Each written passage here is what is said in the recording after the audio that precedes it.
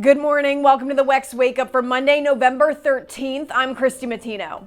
Our top story this morning, Senator Tim Scott has suspended his presidential campaign. I think the voters who are the most remarkable people on the planet have been really clear that they're telling me, not now, Tim. I don't think they're saying, Trey, no, but I do think they're saying not now. Scott's exit from the race comes after he was one of the 5 candidates to qualify for the 3rd GOP debate. However, Scott has seen very low poll numbers in the race. A poll from November 10th had him sitting at just over 2% support in the GOP primary, which put him in 6th place in the field. His numbers are far behind former President Donald Trump, who is remaining dominant in the polls with 56% support, followed by Florida Governor Ron DeSantis at 14%.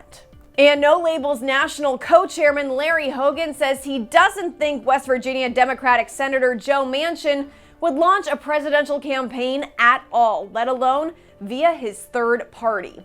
Hogan, who is the former governor of Maryland, said Manchin has been involved with No Labels for a long time. It's a centrist political group that aims to create an alternative option for voters in the 2024 election. One thing Joe Manchin is pretty good at is, staying in the center of attention, and he definitely wants to continue, like I do, continue to be a part of the discussion.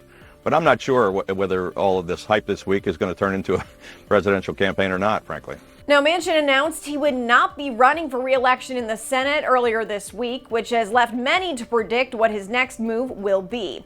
Hogan referred to the current frontrunners, President Joe Biden and former President Donald Trump, as really weak potential nominees. I'm hopeful that we can nominate, the Republican Party can nominate someone other than Donald Trump, and that's what I'm working toward. And Republican National Committee Chair Ronna McDaniel shifted responsibility for last week's election losses, for which she has faced a lot of blame.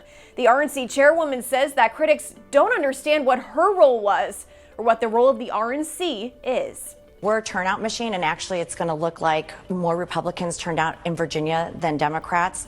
We actually turned out more Republicans than Democrats in Kentucky. We're not the messaging. That comes from the candidate, and that's up to them. But McDaniel is remaining positive about 2024. She says she's proud of the RNC minority outreach programs, which will be very important in winning back the Senate and White House next year. A main reason we saw Democrats win so strongly last week is due to the topic of abortion. And McDaniel said Republicans need to take the issue more seriously. The American people are where we are, and they want common sense limitations. They want more access to adoption. We want to make sure that there's pregnancy crisis centers. These are things we can win on, but we have to talk about it. And you can't hide in a corner and think abortion's not going to be an issue. Thanks for joining us this morning on the WEX Wakeup. Be sure to give us a follow online and on social media so you stay in the know of all those headlines starting in politics.